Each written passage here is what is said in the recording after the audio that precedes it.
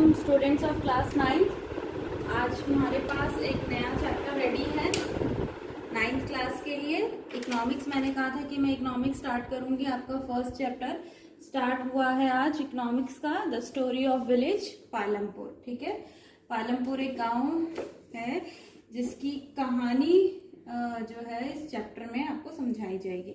क्योंकि हम इकोनॉमिक्स पढ़ने वाले हैं बच्चों, तो आपको मालूम होना चाहिए कि इकोनॉमिक्स जो होती है वो हमारे देश की अर्थव्यवस्था से जुड़ी होती है। अर्थव्यवस्था मतलब कि हमारे देश में कौन कौन सी गुड्स एंड सर्विसेज जो हैं वो प्रोड्यूस होती है, कौन कौन सी वस्तुओं और सेवाओं का निर्माण होता है जिससे हमारा देश जो है वो विकास प्रगति के पथ पर आगे बढ़ता है। ठीक है, कंट्री जो है उसका डेवलपमेंट होता है बहुत अच्छे तरीके से।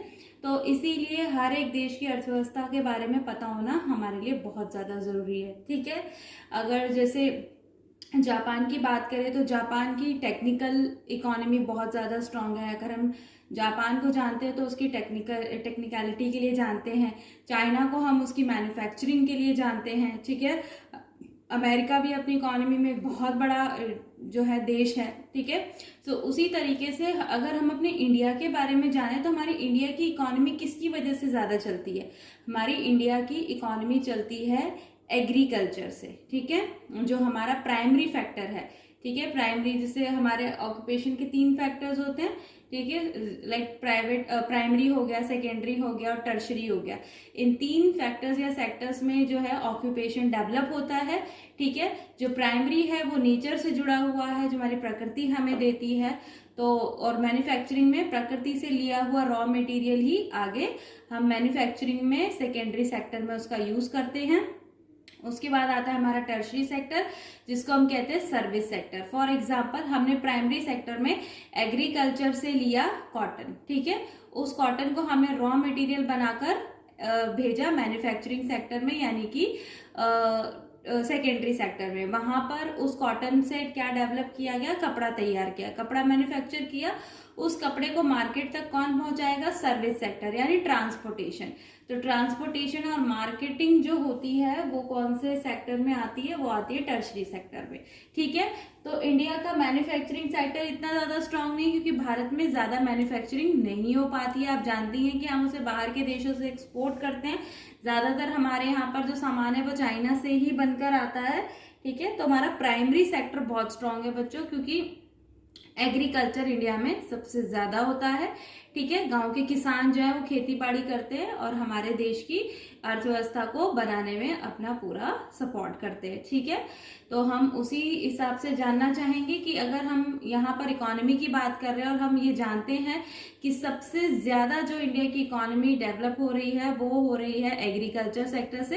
तो एग्रीकल्चर के लिए हमें थोड़ा सा जो नॉलेज लेना होगा वो गाँव से ही रिलेटेड होगा, विलेज की ही हमें सिचुएशन जाननी होगी कि किस तरीके से ये जो इकोनॉमिक प्रोसेस है ये स्टार्ट होता है। ठीक है, तो आपको उस बेसिक लेवल को समझाने के लिए, उस बेसिक थीम को समझाने के लिए आपको एक विलेज की स्टोरी से इस कंडीशन को समझाया जा रहा है, द विलेज पालमपुर। ठीक है, उसकी कहानी जिससे आप जान पाएंगे कि कंट्री में इकोनॉमी का डेवलपमेंट कैसे होता है, उसके लिए कौन कौन से फैक्टर्स चाहिए होते हैं। ठीक है, और कैसे वस्तुओं और सेवाओं का निर्माण होता है। ठीक है, तो हम चलते हैं, स्टार्ट करते हैं।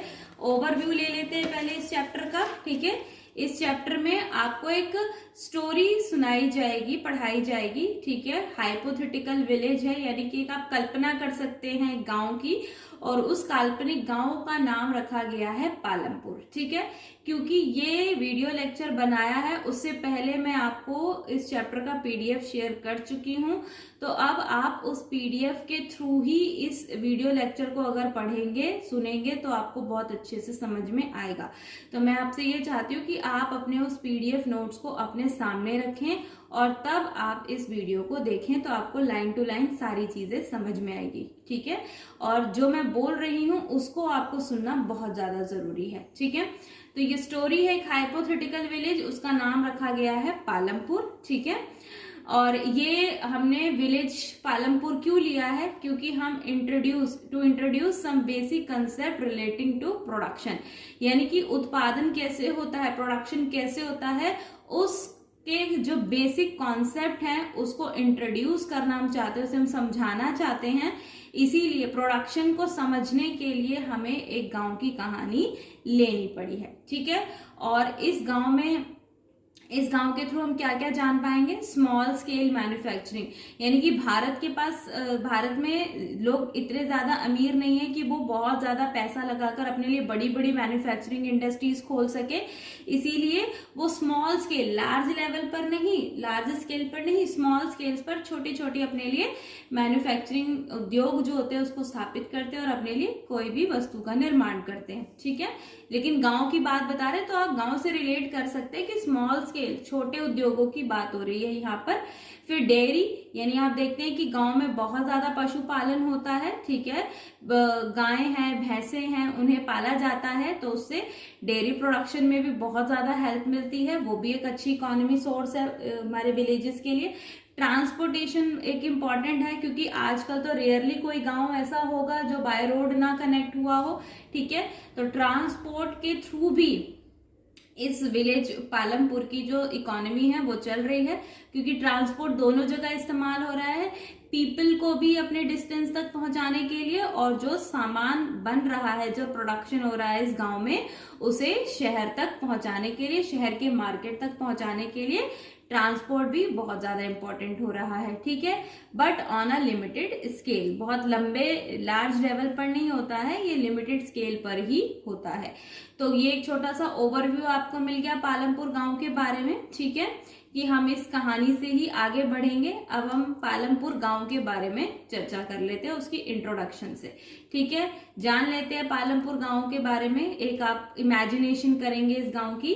Palampur is a village which is well connected with neighbouring towns. Palampur एक अच्छा खासा गांव है जो पूरे तरीके से कनेक्ट है अपने पड़ोसी शहर से, ठीक है। उसके आसपास जो भी पड़ोसी शहर हैं या जो भी गांव है, कस्बे हैं, ठीक है, उन सबसे अच्छी तरीके से कनेक्टेड है। वेल कनेक्टेड का मतलब यहाँ पर हम बात कर रहे हैं रोड कनेक्टिविटी की, ठीक है, कि अगर पालमपुर विलेज से आपको टाउन तक जाना है, यहाँ के लोग अगर टाउन तक जाना चाहते हैं तो उनके पास एक रोड कनेक्टिविटी काफी अच्छी है, ठीक है। दूसरे गांव से भी ये लोग कनेक्ट कर सकते हैं बाय रोड।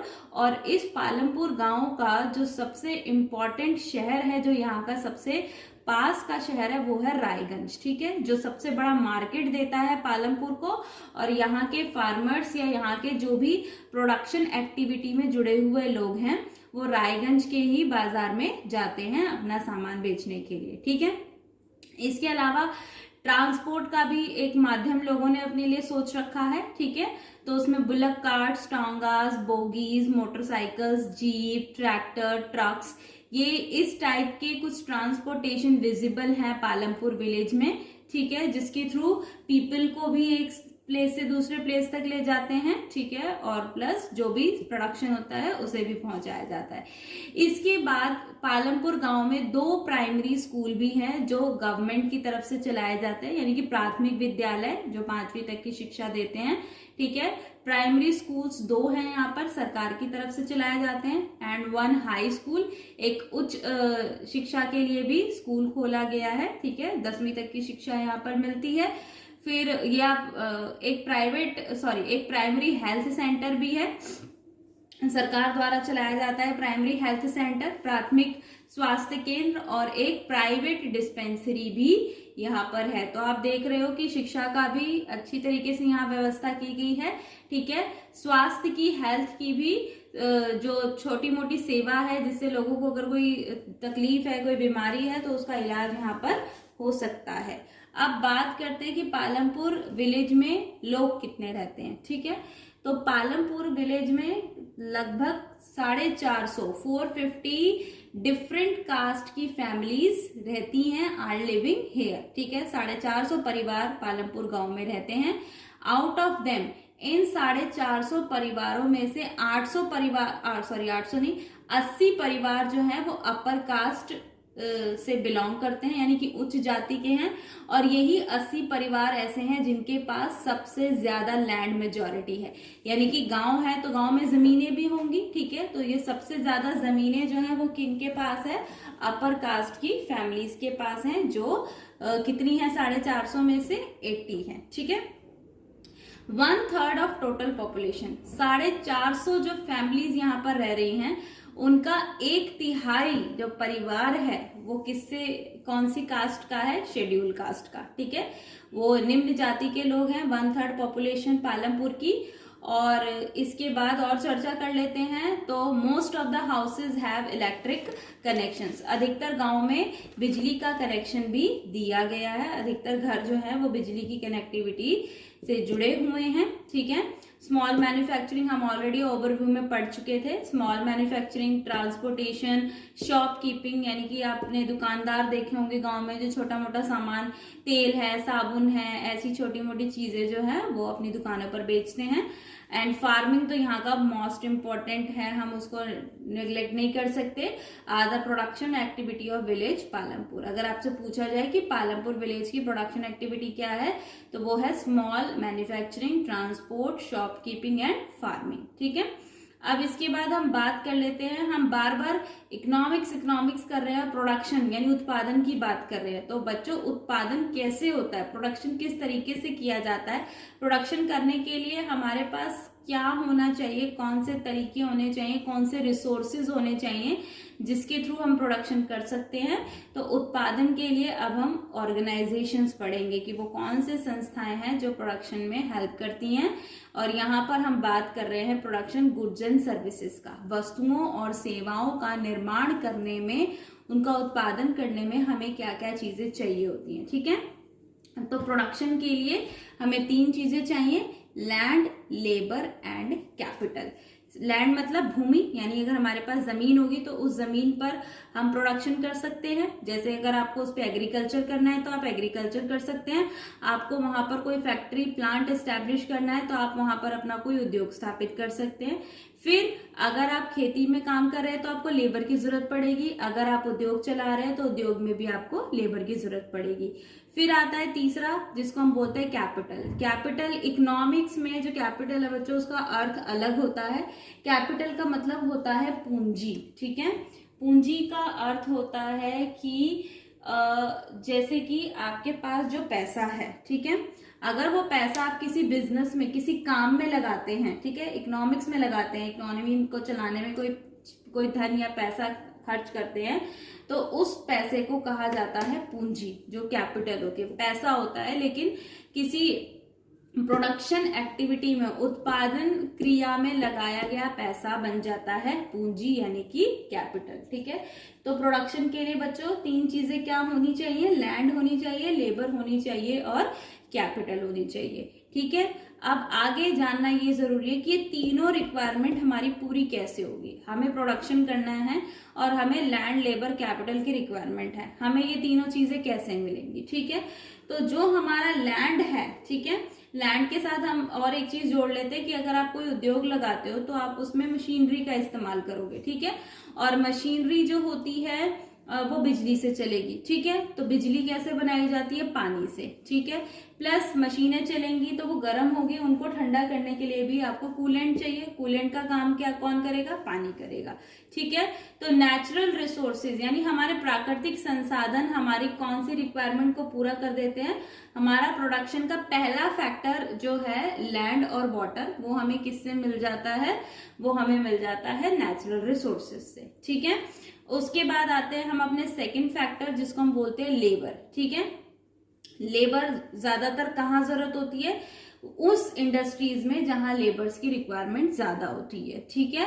तो for labour intensive industries labour is required, जहां पर वो उद्योग जो लेबर इंटेंसिव होते हैं, जैसे कि चाय के बागान, चाय की पत्तियों को तोड़ने के लिए, जब तक चाय की पत्ती, जो हम चाय की पत्ती यूज करते हैं उसके लिए पहले पत्तियों को तोड़ना पड़ता है, और वो पत्तियां इतनी डेलिकेट होती है कि हम उसे किसी मशीन से नहीं तोड़ सकते, नहीं तो वो पत्तियां सारी खराब हो जाएंगी।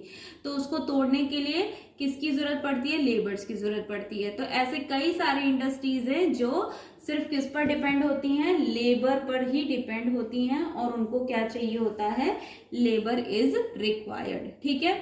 और जो इंडस्ट्रीज मशीन से चलती हैं, जहां पर भारी भारी बड़ी बड़ी हैवी मशीन्स, बिग मशीन्स लगाई जाती हैं, तो मशीन्स खरीदने के लिए क्या चाहिए, मशीन्स खरीदने के लिए चाहिए होता है पैसा। तो जब आप मशीन खरीद रहे हैं, उसे अपने बिजनेस में लगा रहे हैं, तो वो पैसा जो मशीन खरीदने के लिए आप लगाओगे वो क्या हो गया, कैपिटल। तो कुछ इंडस्ट्रीज होती हैं जो लेबर इंटेंसिव होती हैं और कुछ इंडस्ट्रीज ऐसी होती है जो कैपिटल इंटेंसिव होती हैं, ठीक है। तो लेबर इंटेंसिव वालों को लेबर ज्यादा चाहिए, कैपिटल इंटेंसिव वालों को कैपिटल ज्यादा चाहिए, उनको फाइनेंशियल एड की रिक्वायरमेंट ज्यादा होती है, पैसा, पूंजी, वित्त जो भी है, धन, उनको ज्यादा चाहिए होता है, ठीक है।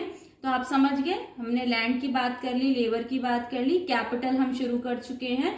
अब कैपिटल देखो, हम बात कर रहे हैं फिजिकल कैपिटल की, ठीक है। फिजिकल कैपिटल मतलब जो हमारे हाथों में हमारी आंखों के सामने हमें दिखाई देती है, ठीक है। तो ऐसी पूंजी होती है फिजिकल कैपिटल, और ये 3 कैटेगरी में डिवाइड है, working capital, fixed capital, human capital, ठीक है। फिजिकल कैपिटल के 3 पार्ट पढ़ रहे हैं हम, वर्किंग कैपिटल, फिक्स्ड कैपिटल और ह्यूमन कैपिटल। वर्किंग कैपिटल यानी कि कार्यशील पूंजी, फिक्स्ड कैपिटल यानी स्थायी पूंजी, और ह्यूमन कैपिटल यानी मानव पूंजी। वर्किंग कैपिटल का मतलब वही कार्यशील पूंजी यानी जो हमेशा कार्य करती रहे, जो कभी भी एक जैसी ना हो, वो होती है हमारी वर्किंग कैपिटल। जैसे कि रॉ मटेरियल यानी कच्चा माल, किसी काम को आप कर रहे हैं तो उस काम को करने के लिए आपको कच्चा माल चाहिए, तो कच्चा माल क्या हमेशा एक ही क्वांटिटी में रहेगा, घटता बढ़ता रहेगा। तो जो चीज फ्लक्चुएट होती है, घटती बढ़ती है, वो होती है working capital. Cash in hand, आप कोई काम कर रहे हैं, कोई बिजनेस कर रहे हैं, कोई प्रोडक्शन कर रहे हैं, आपके हाथ में पैसा है, क्या हर दिन आपके हाथ में पैसा एक जैसा ही रहेगा? नहीं, पैसा भी कभी कम होगा, कभी ज्यादा होगा, मनी फ्लक्चुएट करता है। तो ऐसी जो चीज, ऐसी कैपिटल जो आपके पास सेम नहीं रहती है, जो फ्लक्चुएट करती रहती है, घटती बढ़ती रहती है, वो होती है वर्किंग कैपिटल, ठीक है। कार्यशील पूंजी, आई थिंक कोई डाउट नहीं बचा है इसमें। नेक्स्ट आता है हमारा फिक्स्ड कैपिटल। फिक्स्ड कैपिटल एक बार आपने उसको खरीद लिया, छेड़छाड़ नहीं होती है, वो सालों साल तक आपके पास वैसी की वैसी ही स्थायी पूंजी बनकर रहती है। जैसे अगर आपने कोई बिल्डिंग खड़ी करी है, कोई बिल्डिंग बनाई है, कोई जमीन खरीदी है, आपके पास कोई व्हीकल है, कार है, ठीक है, तो आप उसके ऊपर एक ही बार खर्चा करते हैं, आप उस पर एक ही बार इन्वेस्टमेंट करते हैं और वो आपको सालों साल बेनिफिट देती है। तो ऐसी चीज जो आप एक ही बार खरीदते हैं और वो आपको कई साल तक बेनिफिट देती है, वो बन जाती है आपकी फिक्स्ड कैपिटल। फ्लक्चुएट नहीं करती है, ये बिल्कुल भी वर्किंग कैपिटल जैसी नहीं होती है। तो स्थायी पूंजी स्थायी बनी रहती है। जैसे आपके टूल्स, कोई काम करे तो आपके औजार वही रहेंगे, मशीन्स आपकी एक बार आपने अगर उसको स्टैब्लिश कर दिया तो आप कई सालों तक उसको यूटिलाइज कर सकते हैं। बिल्डिंग, आप रोज रोज बिल्डिंग चेंज नहीं करते हैं, ठीक है। तो ये सब आपकी फिक्स्ड कैपिटल हो गई। ह्यूमन कैपिटल यानी मानव पूंजी कौन है? हम लेबर्स, ठीक है, वो मानव पूंजी बन जाते हैं। अब लेबर का मतलब आप बिल्कुल उसको नेगेटिव या बहुत ही बिलो लेवल का ना समझे। ह्यूमन कैपिटल बहुत इंपॉर्टेंट होता है, क्योंकि आप 8th में भी पढ़ चुके हैं, 7 में भी, हर जगह पढ़ते हैं कि ह्यूमन कैपिटल तभी तैयार होते हैं, तभी प्रिपेयर होते हैं जब वो एजुकेट होते हैं, ठीक है। उनकी एजुकेशन पर, उनकी हेल्थ पर, उनकी स्किल के ऊपर इन्वेस्टमेंट किया जाता है, तो एक नॉर्मल पॉपुलेशन बन जाती है ह्यूमन कैपिटल। तो वो बहुत ही इंपॉर्टेंट होती है प्रोडक्शन के लिए। देश के लिए एक ऐसी पॉपुलेशन जिसके पास वर्किंग ह्यूमन कैपिटल बहुत ज्यादा है, उस कंट्री की पॉपुलेशन सबसे ज्यादा यूजफुल होती है। इंस्टेड ऑफ की पॉपुलेशन में सबसे ज्यादा जैसे गरीबी है, अनपढ़ लोग हैं, जिनके पास कोई काम नहीं है, रोजगार नहीं है, बीमार रहते हैं, पढ़े लिखे नहीं है, नॉलेज नहीं है, स्किल नहीं है, तो ऐसे लोग क्या ह्यूमन कैपिटल बनेंगे? वो देश के ऊपर एक लाइबिलिटी, एक बोझ बनेंगे। तो उससे ज्यादा बेटर क्या है? Human capital. कम से कम वो अपना पोटेंशियल यूज कर रहे हैं, देश के डेवलपमेंट में, देश की इकोनॉमी को चलाने में, उसे बढ़ाने में अपना पूरा सपोर्ट कर रहे हैं। तो वो होती है कौन? लेबर, ठीक है। हाई क्लास में भी एक मल्टीनेशनल कंपनी में काम करने वाला भी लेबर ही कहलाएगा, ह्यूमन कैपिटल। और एक फील्ड में मजदूर, एक किसान के तौर पर काम करने वाला भी कौन होता है? लेबर ही होता है, ठीक है। तो ये हो गई हमारी कौन सी कैपिटल की बात कर रहे थे हम लोग? ह्यूमन कैपिटल की बात कर रहे थे, ठीक है। अब हम आते हैं फार्मिंग पर, कि पालमपुर की फार्मिंग में क्या क्या चीजें हैं जिनसे पालमपुर की फार्मिंग चलती है। तो यहाँ पर हम 2 चीजों को स्टडी करेंगे, क्योंकि ब्लैक बोर्ड पे स्पेस कम था, इसलिए मैं आपको फार्मिंग ही समझा पाई थी। इसके बाद एक नॉन फार्मिंग एक्टिविटी भी आती है, बहुत छोटा सा टॉपिक है, तो ये मैं आपको यहीं पर समझाऊंगी, क्योंकि मैंने लिखा नहीं है इसलिए मैं कोई आपको वर्बली बोलूंगी, और मैं चाहती हूँ कि आप मेरी वॉइस को बहुत ध्यान से सुने ताकि आप नॉन फार्मिंग एक्टिविटी को भी समझ पाओ। ठीक है, तो अभी हम कंटिन्यू करते हैं फार्मिंग एक्टिविटी को। तो फार्मिंग इन पालमपुर के लिए क्या क्या चीजें हैं? लैंड इज फिक्स्ड, पहले तो इनकी जमीनें जो है वो फिक्स्ड हो चुकी हैं। Change in the method of cultivation, इन्होंने कल्टीवेशन का जो मेथड है उसको बदल दिया है। मल्टीपल क्रॉपिंग क्या होती है, मॉडर्न फार्मिंग क्या होती है, सस्टेनेबिलिटी ऑफ लैंड का मतलब क्या होता है, ठीक है, डिस्ट्रीब्यूशन ऑफ लैंड मतलब कहाँ कहाँ डिस्ट्रीब्यूट है लैंड, ये भी पता करेंगे। लेबर के बारे में, कैपिटल के बारे में तो जस्ट हमने अभी अभी क्लियर किया है आपको कॉन्सेप्ट। और सेलिंग ऑफ फार्म प्रोडक्ट्स का क्या सिस्टम है कि कैसे जो भी प्रोडक्शन होता है उसे किस तरीके से बेचा जाता है। ठीक है, तो फार्मिंग इन पालमपुर में पढ़ लेते हैं। सबसे पहला टॉपिक हम उठाते हैं, लैंड इज फिक्स्ड। जो जमीनें हैं वो फिक्स रखी गई हैं, यानी कि यहाँ के जो परिवार है 450 परिवार है उनमें किस तरीके से लैंड का डिस्ट्रीब्यूशन किया गया है ये हम जान लेते हैं। लैंड इज फिक्स्ड में देखते हैं कि 75% पॉपुलेशन, यानी कि अगर हम पालमपुर गांव की पूरी जो पॉपुलेशन है वो 100% मान लेते हैं, तो 100% पॉपुलेशन में से 75% पॉपुलेशन कर रही है फार्मिंग। ठीक है, तो बाकी कितनी बची? 25%। वो कौन सी एक्टिविटी कर रहे हैं? वो कर रहे हैं नॉन फार्मिंग। तो यानी पार्टीशन हो गया, 75 कर रहे हैं फार्मिंग एक्टिविटी और 25 कर रहे हैं नॉन फार्मिंग एक्टिविटी। ठीक है, तो 25% population are depend on farming in Palampur. Land जो कल्टीवेशन के लिए है वो फिक्स्ड है। 1960 से लेकर अब तक लैंड में कोई एक्सपेंशन नहीं हुआ है, कोई लैंड नहीं बढ़ाई गई है। जितना लैंड उन्हें दिया गया था 1960 के दशक में, उसी लैंड पर वो आज भी कल्टीवेशन कर रहे हैं। तो यानी इनकी लैंड जो हो गई वो फिक्स्ड है, वर्किंग में नहीं आ रही है। आगे बात करते हैं change in the method of cultivation. अब जो कल्टीवेशन करने का तरीका है, कल्टीवेशन समझते ही हैं, यानी कि जो भी एग्रीकल्चर हो रहा है, जो उत्पादन हो रहा है, ठीक है, उसका मेथड इन्होंने थोड़ा सा बदल लिया। समय के हिसाब से इन्होंने मल्टीपल क्रॉपिंग और मॉडर्न फार्मिंग के मेथड को अपनाया है। अगले टॉपिक में हम मल्टीपल और मॉडर्न फार्मिंग पढ़ने ही वाले हैं, इसलिए हम यहाँ पर सिर्फ इसका नाम जान लेते हैं कि इन्होंने अपने पुराने तौर तरीके सारे छोड़ दिए। ठीक है, सिर्फ एक ही प्रकार की फसल का उत्पादन करना इन्होंने बंद कर दिया। जैसे जैसे समय बीत रहा है, सर्कमस्टांसेस चेंज हो रहे हैं, तो इन्होंने अपने एग्रीकल्चर करने के मेथड्स भी बदल दिए हैं। तो इन्होंने मल्टीपल क्रॉपिंग और मॉडर्न फार्मिंग के मेथड्स को अपना लिया है, जिससे कि इनका लैंड प्रोडक्शन जो है वो इंक्रीज हुआ है, जमीन पर इनका उत्पादन बढ़ा है, तो इनको ऑफ कोर्स उसे बेचने पर बेनिफिट मिलेगा। जान लेते हैं कि मल्टीपल क्रॉपिंग क्या होती है।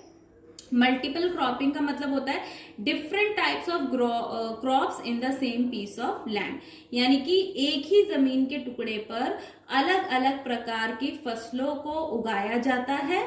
ठीक है, एट सेम और डिफरेंट टाइम, या तो सेम ही टाइम पर होगा या वो अलग अलग समय पर होता है, उसे कहते हैं मल्टीपल क्रॉपिंग। अलग अलग समय में या सेम टाइम पर जमीन एक ही है लेकिन उस पर अलग अलग प्रकार की फसलें उगाई जा रही हैं, उसे कहते हैं मल्टीपल क्रॉपिंग। मल्टीपल मतलब कई सारी, एक समान नहीं, अलग अलग तरीके की। जैसे कि ज्वार एंड बाजरा, ज्वार और बाजरा कब उगाया जाएगा? रेनी सीजन में। ठीक है, पटैटो जो है यानी आलू है, उसके बोने का समय होता है October and December, between October and December. Wheat यानी कि गेहूं की खेती कब होती है? During winter season. ठीक है, सर्दियों के समय में आ जाता है वीट। तो 3 तरीके की फसलें आप देख रहे हैं, अलग अलग समय में एक ही जमीन के टुकड़े पर हो रही है, उसे कहते हैं मल्टीपल क्रॉपिंग। आई थिंक अब आप समझ गए होंगे मैंने क्या बताया आपको। फिर आते हैं मॉडर्न फार्मिंग। मॉडर्न फार्मिंग मतलब आधुनिक कृषि के तरीके। आधुनिक तरीके कौन से होते हैं फार्मिंग के? तो देखो, पहले के समय में जो है पारंपरिक बीजों का इस्तेमाल होता था, जो ट्रेडिशनल होते थे, जिनसे ज्यादा उत्पादन नहीं होता था और उनपे ज्यादा खर्चा भी नहीं लगाना पड़ता था। ठीक है, आपके पास जो भी लिमिटेड रिसोर्सेज है उसी में ही आपकी फसल जो है आपके खेत में थोड़े से ही हिस्से में थोड़ी बहुत होती थी, ज्यादा नहीं, ठीक है। लेकिन जब समय के हिसाब से और डिमांड बढ़ती गई तो मॉडर्न फार्मिंग को अपनाने में सबसे ज्यादा हेल्पफुल कौन रहे हैं? हाई यील्डिंग वेराइटीज के सीड्स। आपने ग्रीन रेवोल्यूशन के बारे में सुना होगा, हरित क्रांति, सब जानते हैं, आप छोटी क्लास से इस रेवोल्यूशन के बारे में जानते आ रहे हैं। ये रेवोल्यूशन हुआ था बच्चों 1960 में, ठीक है, ग्रीन रेवोल्यूशन 1960 में आया था। और इस हरित क्रांति ने किसानों को कौन सी फार्मिंग का तरीका समझाया? मॉडर्न फार्मिंग का। हाई यील्डिंग वेराइटीज के HYV सीड्स इस्तेमाल होने लगे और HYV सीड्स का रिजल्ट क्या हुआ? सेम पीस ऑफ लैंड पर, वही जमीन है, वही जमीन का टुकड़ा है, लेकिन उसने लार्जर क्वांटिटी में फूड ग्रेन्स को प्रोड्यूस करना स्टार्ट कर दिया। यानी कि ये HYV बीज जो हैं वो इतने ज्यादा यील्डिंग वेराइटीज वाले होते हैं कि इनसे लार्ज क्वांटिटी में फूड ग्रेन्स, अनाज का उत्पादन होने लगा। और भारत में जो फार्मर्स हैं, पंजाब, हरियाणा और वेस्टर्न यूपी, फिर से बोल रही हूँ, the farmers of Punjab, Haryana and western UP, ये पहले ऐसे किसान थे जिन्होंने ये मॉडर्न फार्मिंग मेथड को ट्राई किया था, ठीक है। तो क्वेश्चन जरूर इस पे बना सकते हैं हम लोग कि भारत में वो कौन से किसान थे, वो कौन से फार्मर्स थे जिन्होंने फर्स्टली ट्राई किया था मॉडर्न फार्मिंग मेथड को। These farmers were Punjab, Haryana and western UP, ठीक है। और इसी मॉडर्न फार्मिंग ने किसको इंट्रोड्यूस किया था? ग्रीन रेवोल्यूशन को। किसको इंट्रोड्यूस किया था? ग्रीन रेवोल्यूशन को इंट्रोड्यूस किया था। जान लेते हैं ग्रीन रेवोल्यूशन का मतलब क्या है, ठीक है। ग्रीन रेवोल्यूशन ने फैसिलिटेट किया, इंक्रीज कर दिया actually cultivation of wheat and rice. बहुत ज्यादा जरूरी है, ठीक है। आपके PDF नोट्स में ये लिखा हुआ है कि मॉडर्न फार्मिंग जो है वो बेसिकली किसके लिए आई थी? ग्रीन रेवोल्यूशन की शुरुआत थी भारत में, ठीक है। और ग्रीन रेवोल्यूशन की शुरुआत में भी किस चीज का प्रोडक्शन बढ़ गया था? व्हीट का एंड राइस का, ठीक है। व्हीट और राइस का उत्पादन बढ़ा था। तो यहाँ पे भी क्वेश्चन आता है कि ग्रीन रेवोल्यूशन ने किसके उत्पादन को बढ़ाया था? व्हीट एंड राइस का। और उसके लिए कौन से बीज इस्तेमाल किए गए थे? हाई यील्डिंग वेराइटीज के बीज इस्तेमाल किए गए थे instead of the traditional seeds, ठीक है। पारंपरिक बीजों की जगह पर इन्हीं बीजों का इस्तेमाल किया गया था। तो ये हो गए हमारे हाई यील्डिंग वेराइटीज वाले सीड्स जिसने भारत में ग्रीन रेवोल्यूशन की शुरुआत की, व्हीट और राइस के प्रोडक्शन को बढ़ाया था। HYV सीड्स जो है वो प्रोड्यूस करते हैं more amount of grain on one plant, ठीक है। यानी कि अगर आपके पास अगर एक ही पौधा है तो एक पौधे में कई सारे ग्रेन्स, अनाज जो हैं वो प्रोड्यूस हो सकते हैं अगर हम कौन से बीज इस्तेमाल करते हैं? HYV बीजों का इस्तेमाल करते हैं, ठीक है। तो मॉडर्न फार्मिंग तक मैंने आपको कंटेंट क्लियर कर दिया है। इसके बाद आपका बचता है sustainability of land, distribution of land, labour है, कैपिटल है, सेलिंग ऑफ फार्म प्रोडक्ट्स हैं, और बचता है हमारी नॉन फार्मिंग एक्टिविटी, ठीक है। तो ये जो है आपका, ये बनता है आपका पार्ट 1, और इसके बाद इतना ही सफिशिएंट है पार्ट 1 के लिए। और अब आपको पार्ट 2 के लिए नेक्स्ट वीडियो लेक्चर के लिए वेट करना पड़ेगा, ठीक है ना। तो आई होप कि आपको ये लेक्चर बहुत अच्छे से समझ में आया होगा।